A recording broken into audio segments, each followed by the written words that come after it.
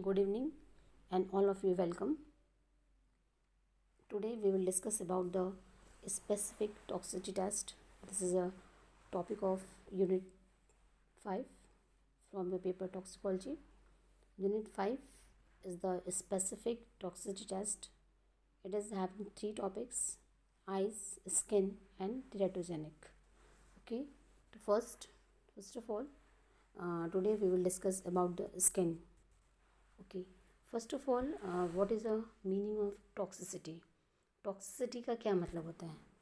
As you know that it is the ability of toxic substance to cause the adverse effect in living organism. मैंने पहले ही class में बताया था आपको कि जो टॉक्सिसिटी होती है वो एक तरह से degree of toxic to cause the adverse effect, या कह सकते हैं it is the ability of toxic substance. किसी भी टॉक्सिक सब्सटेंस की जो एबिलिटी होती है कि वो कितना एडवर्स इफेक्ट कॉज कर सकता है किसी भी लिविंग ऑर्गेनिज्म में, उसे हम बोलते हैं toxicity. Okay, and now what is specific? Specific मतलब कोई एक पर्टिकुलर ऑर्गन या फिर बॉडी का पार्ट। तो यहाँ पे स्पेसिफिक टॉक्सिसिटी टेस्ट का मतलब हो गया कि कोई भी एक पर्टिकुलर बॉडी के पार्ट्स की जो है हम टॉक्सिसिटी टेस्ट करते हैं। ओके, और वो हम कैसे करते हैं और उसका क्या साइड इफ़ेक्ट है और उससे जो है दूसरे बॉडी पार्ट्स पर क्या इफ़ेक्ट होगा। तो सबसे पहले हमें स्किन आज हम पढ़ेंगे, और स्किन में पहले हम स्किन की टॉक्सिसिटी टेस्ट पढ़ने से पहले हम स्किन की डिटेल स्ट्रक्चर को स्टडी करेंगे। स्ट्रक्चर को स्टडी करने पे हमें ये क्लियर हो जाएगा कि जो टॉक्सिक सब्सटेंस है वो स्किन के किस किस लेयर को और कितना एडवर्स इफेक्ट स्किन पे डाल सकता है, और उससे फिर अदर बॉडी पार्ट्स पे या इंटरनल जो ऑर्गन है उस पर क्या इफेक्ट पड़ेगा। तो पहले हमें स्किन का जो डिटेल स्ट्रक्चर है हमारी ह्यूमन स्किन का, उसे हमें पढ़ना है। ओके, तो स्टार्ट करते हैं हम लोग। Toxicological testing, also known as safety assessment और toxicity testing, is the process of determining the degree to which a substance of interest negatively impacts the normal biological functions of an organism given a certain exposure duration, route of exposure, and substance concentration. Okay, and the purpose of toxic testing is to generate the information about a substance toxic properties so that health and environment risk it poses can be adequately evaluated. Okay, now the measurement of toxicity. Toxicity को हम जो है clinical end point पे हम 4 step में measure करते हैं। मतलब 4 जो है डिफरेंट क्राइटेरिया है जिसके जो है बेसिस पे हम टॉक्सिसिटी को मेज़र करते हैं। पहला आपका जो है ये है मॉर्टेलिटी, कि मतलब टॉक्सिसिटी इतनी ज़्यादा हुई कि लिविंग ऑर्गेनिज्म की डेथ हो गई। दूसरा टेराटोजेनिसिटी, मीन्स टेराटोजेनिसिटी का मतलब क्या होता है, या टेराटोजेनिक का क्या मतलब होता है, आपको पढ़ना भी है इस यूनिट में। टेराटोजेनिक मीन्स होता है रिलेटेड टू द एम्ब्रियो और फीटस। ओके, तो teratogenicity means ability to cause birth defect. Okay, मतलब ये जो है एम्ब्रियो या फीटस में कोई एबनॉर्मलिटीज कॉज कर रहा है या नहीं। तीसरा आपका जो है carcinogenicity, means ability to cause the cancer, and mutagenicity मतलब ability to cause the mutation, यानी कि changes in the DNA.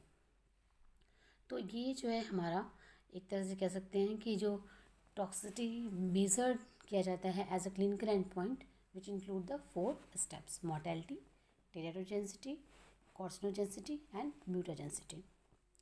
Okay, now the skin. अब हमें स्किन का डिटेल स्ट्रक्चर पढ़ना होगा।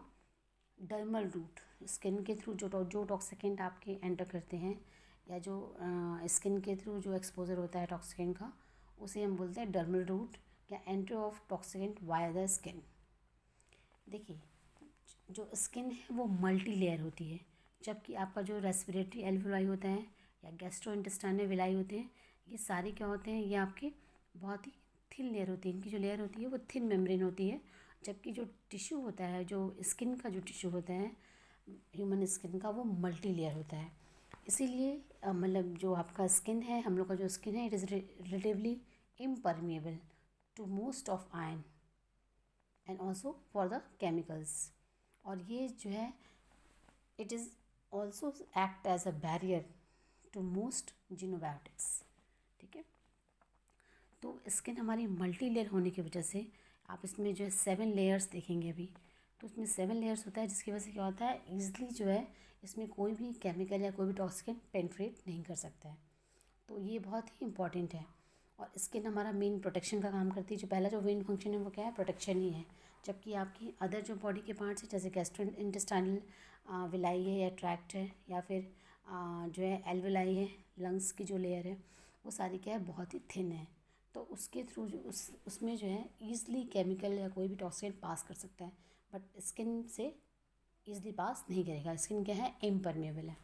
Okay, this is a skin structure. First of all, our skin having a 3 layers. First is the epidermis, second is the dermis, and third is the hypodermis. Hypodermis is also known as subcutaneous layer या subcutis. तो mainly 3 layers होती हैं हमारी human skin में। हमारी जो है body के स्किन में एक होता है एपिडर्मिस, दूसरा होता है डर्मिस, तीसरा होता है सबकुटेनियस। ओके, और इसमें आपकी बाकी सारी सेल्स आप देख रहे हैं यहाँ पे। ये आपका जो है हेयर फॉलिकल्स है, ये आपका हेयर फॉलिकल्स दिख रहा है, ये आपका हेयर। ओके, स्वीट पोर्स भी दिख रहे हैं यहाँ पे, स्वेटिंग जिससे शुरू होती है।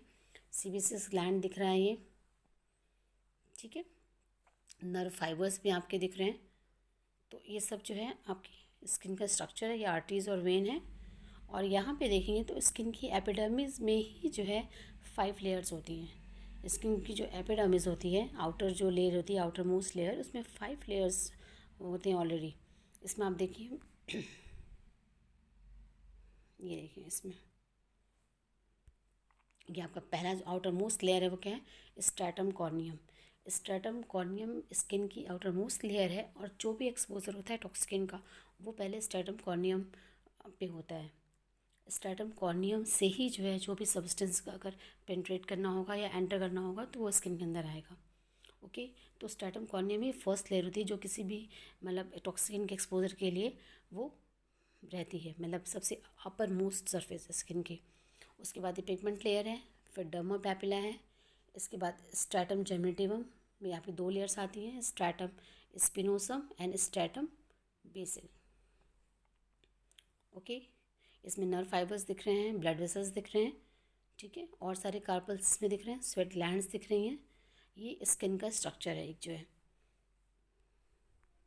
ये देखिए, ठीक है। तो स्किन का स्ट्रक्चर जो है अभी हम आगे भी देखेंगे स्किन के स्ट्रक्चर को डिटेल में यहाँ पे।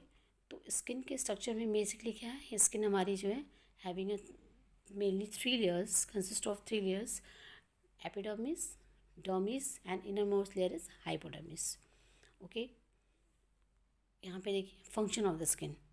फंक्शन क्या है स्किन का, आप जानते हैं, the skin of human body has various functions, some of these are given below. First is a protection, पहले तो प्रोटेक्शन ही है, स्किन पूरी बॉडी को प्रोटेक्ट करती है। मेन फंक्शन यहाँ पे क्या है, स्किन का प्रोटेक्शन करना है for invasion of any microbes, chemicals, toxicant and कोई भी फिजिकल एजेंट से। सेंसिटिव फंक्शन है, आप जानते हैं, our skin are sensitive to pain, touch, heat, cold. Okay, हमारी स्किन क्या है, सेंसिटिव है और रिस्पॉन्स देती है। तीसरा आपका जो है एक्सक्रीशन, तीसरा क्या आपका एक्सक्रीशन है, skin excrete sodium chloride in the sweat. जो स्वेटिंग होती है उसमें सोडियम क्लोराइड वो बाहर करती है। सोडियम क्लोराइड क्या होता है, सॉल्ट, ठीक है, NaCl। तो सोडियम क्लोराइड, इसीलिए स्वेटिंग का जो टेस्ट होता है वो आपका सॉल्टी होता है। तो सोडियम क्लोराइड बाहर करती है वो। और जब किडनी इम्पेयर्ड होती है, किडनी का जो फंक्शन होता है वो प्रॉपर नहीं काम करता है, तो उसमें स्किन के थ्रू जो है कुछ परसेंटेज में यूरिया भी जो है वो पास आउट होता है।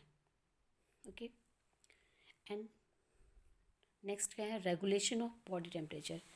बॉडी टेम्परेचर को ये मेंटेन करती है स्वेटिंग से, ठीक है।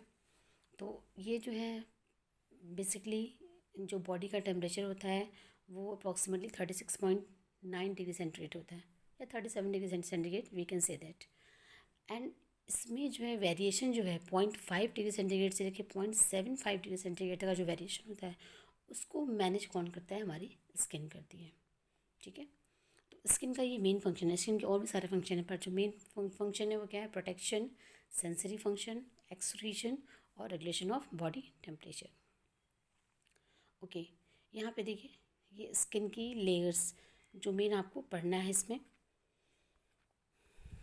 देखिए यहाँ पे ये देखिए, ये आपके जो है स्किन का जो है स्ट्रक्चर है।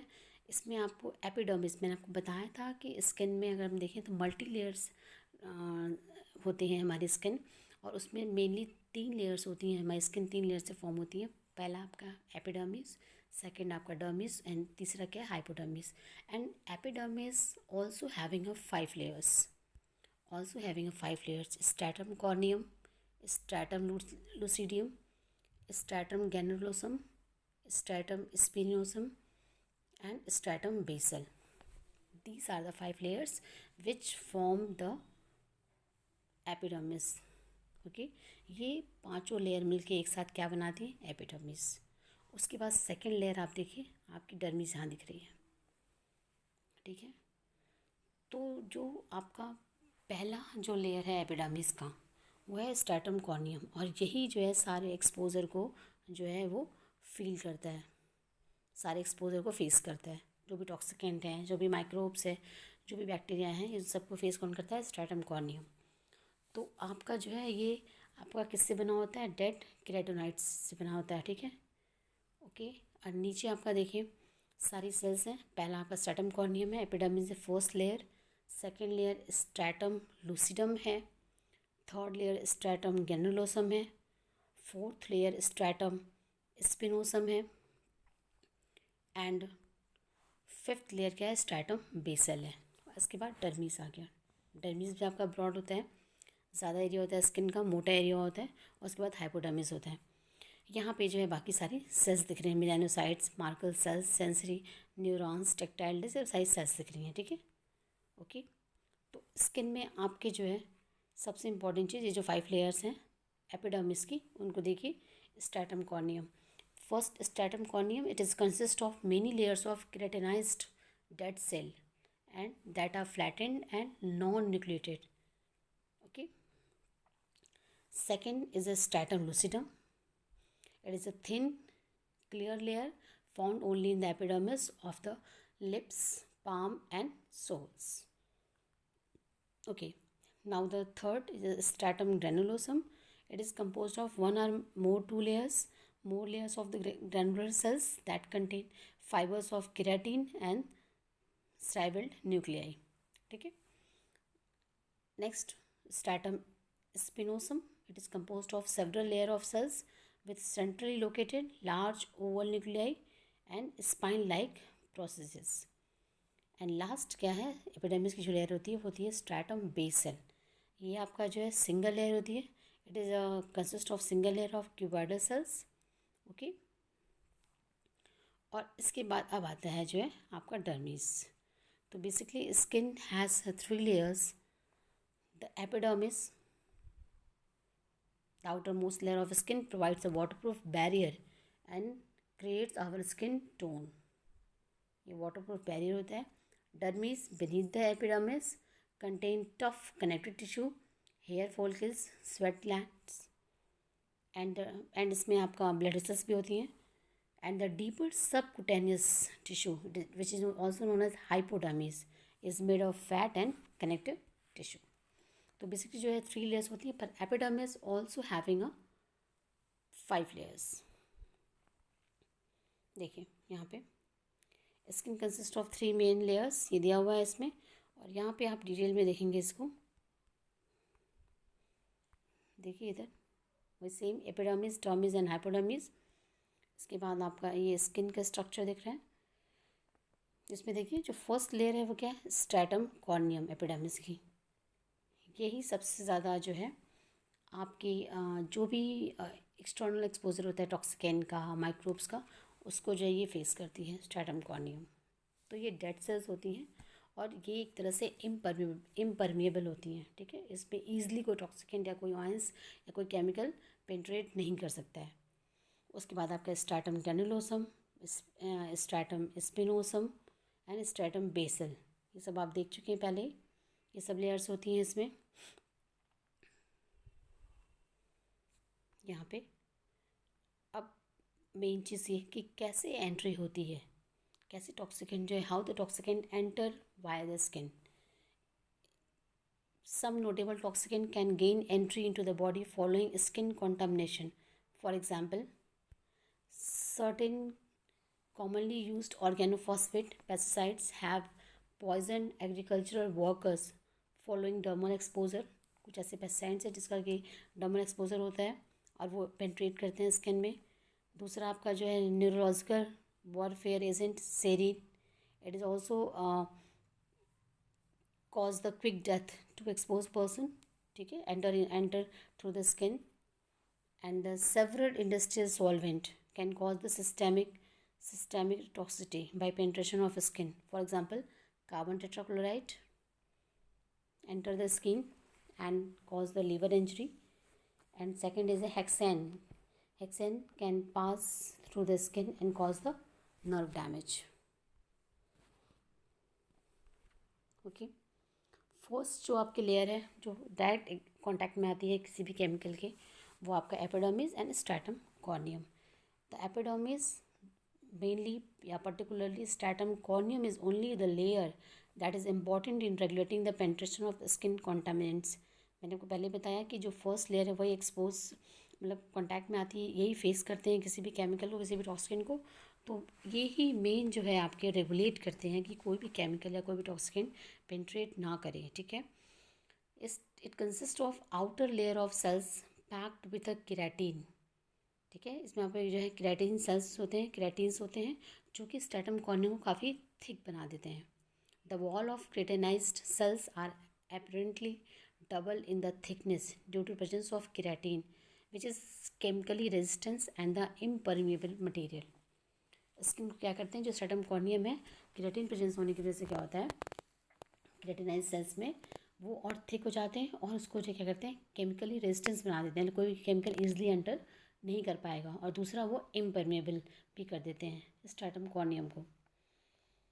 और मेनली जो है डिफ्यूज़न के थ्रू जो है, अगर कोई टॉक्सिन फिर भी एंटर करता है स्किन के थ्रू तो डिफ्यूज़न के थ्रू करता है, मेनली पैसिव डिफ्यूज़न के थ्रू जो है वो आपका जो है स्किन के अंदर वो टॉक्सिन एंटर करता है। Okay,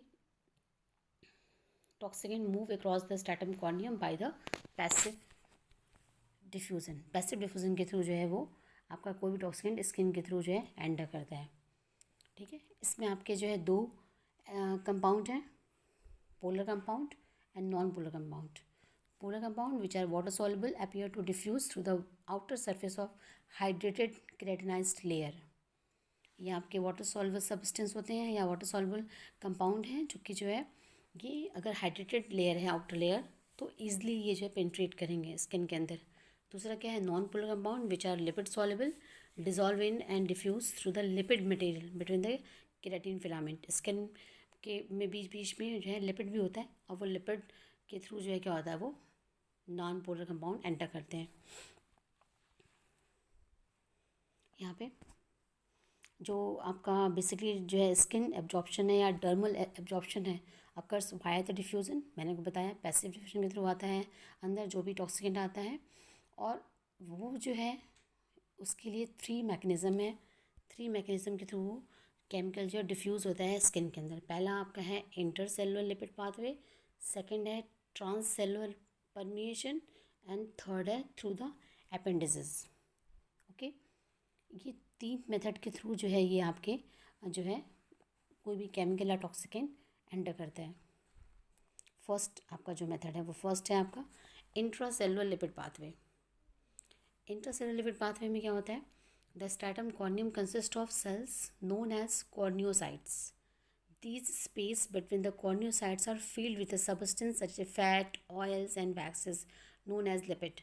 Some chemicals can penetrate through these lipid-filled intercellular space through the diffusion. मैंने आपको बताया अभी जो आपके नॉन पोलर कंपाउंड होते हैं या नॉन पोलर जो टॉक्सिकेंट होते हैं वो क्या करते हैं, वो जो सेल्स में आपके जो जो स्पेस होते हैं उनके थ्रू जो है ये आपके डिफ्यूज़ होते हैं, ठीक है। इस तरीके से आते हैं अंदर। तो यहाँ पे पहला जो मेथड है वो क्या है, इंटर सेलुलर लिपिड पाथवे। जो सेल्स के बीच में जो गैप है उसमें फैट ऑयल वगैरह फिल रहता है, और उसी के थ्रू जो नॉन पोलर टॉक्सिकेंट होते हैं, नॉन पोलर कंपाउंड होते हैं, वो आपके जो है सेल्स के बीच में जो गैप होता है उसमें जो ऑयल्स होते हैं या जो फैट्स होते हैं उसके थ्रू जो है वो क्या होते हैं, वो डिफ्यूज़ होते हैं स्किन के अंदर। ये तो पहला स्टेप हो गया। दूसरा आपका जो स्टेप हुआ ये आपका जो है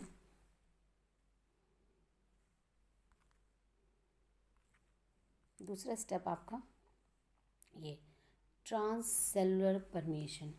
ट्रांससेलुलर का मतलब सेल के through, as shown in the figure, another pathway for the chemicals to be absorbed into and through the skin is transcellular और सेल टू सेल। ये सेल से जो है सेल टू सेल ये जो है ट्रांसमिट हो रहे हैं, आप ये देख रहे हैं सेल टू सेल हो रहे हैं। And the permeation whereby molecules diffuse directly through the corneocytes. यहाँ पे इसीलिए से बोलते हैं ट्रांससेलुलर परमिएशन, मतलब कि सेल्स एक सेल से दूसरे सेल में, दूसरे सेल से तीसरे सेल में, पूरा आपके स्ट्रैटम कॉर्नियस होते हुए एपिडर्मिस से डर्मिस में और हाइपोडर्मिस तक वो जो टॉक्सिकेंट है वो पेंट्रेट कर जाते हैं। ओके, तो ये हम बस अभी आपको जो बता रहे हैं वो स्ट्रैटम कॉर्नियम क्या होता है, मतलब एपिडर्मिस में जो पहली लेयर है उसमें हम बता रहे हैं आपको कि कैसे ये जो है आपके केमिकल एब्जॉर्ब होते हैं। Now the third method is basically through the appendices, chemical absorb through the appendices. Appendix क्या होते हैं, इसमें आपके हेयर फॉलिकल्स होते हैं और दूसरा क्या होता है, ग्लैंड्स होते हैं। ठीक है, as shown in the figure, the third pathway for the diffusion of chemicals into and through the skin is skin appendages।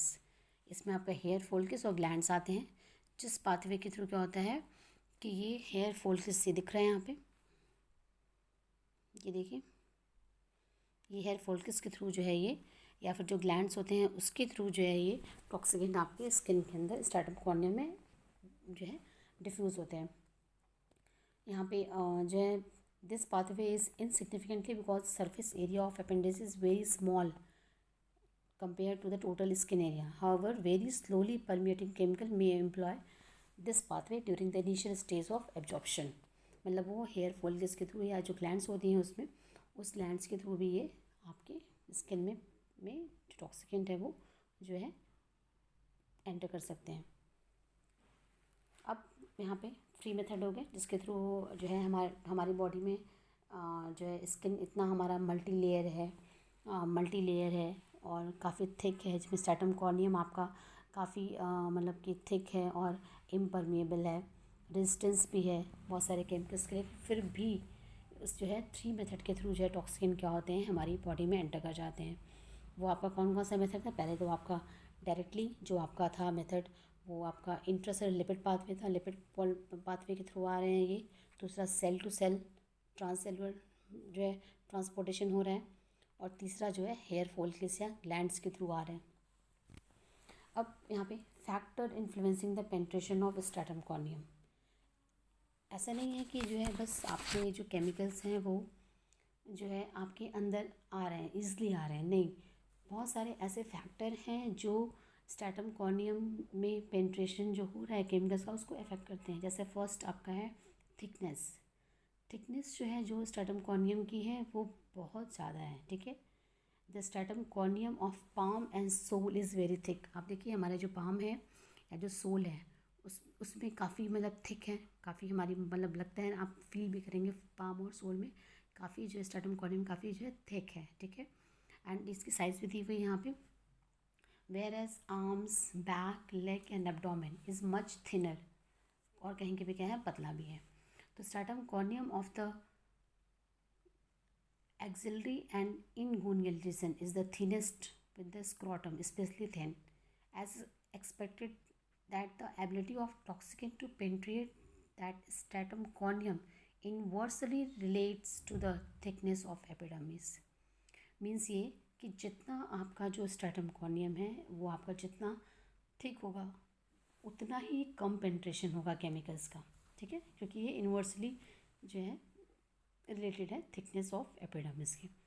तो यहाँ पे जो है पहला तो ये कि पेंट्रेशन को कौन इफेक्ट कर रहा है, आपका जो है स्ट्रैटम कॉर्नियम की थिकनेस।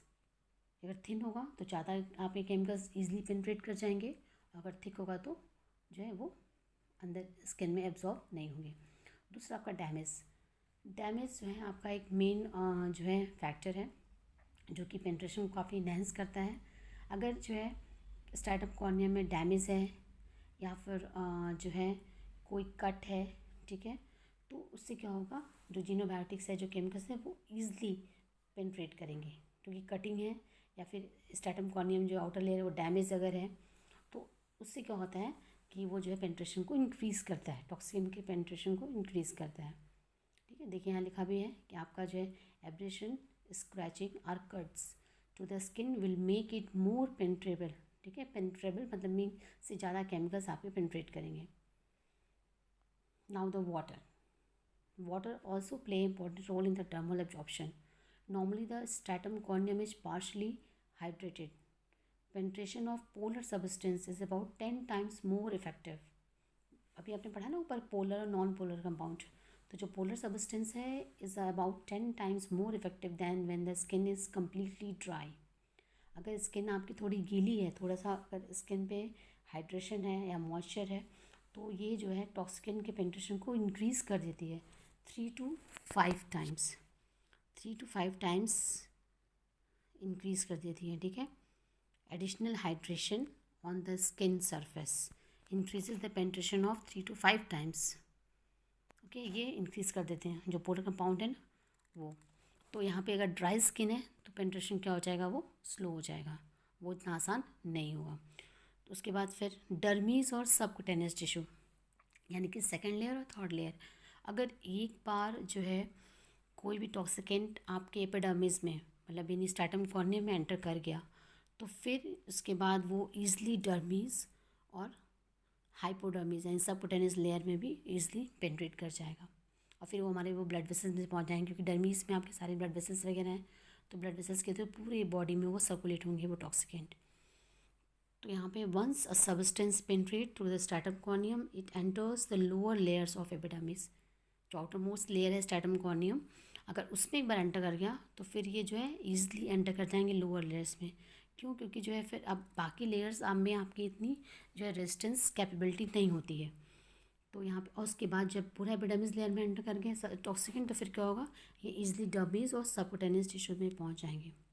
ठीक है, this layer are for less resistance. ये जो क्या होते हैं लेस जो है रेजिस्टेंस होते हैं, केवल आपका जो स्ट्रैटम कॉर्नियम होता है आउटर मोस्ट लेयर एपिडर्मिस का, वही आपका इम्परमेबल होता है।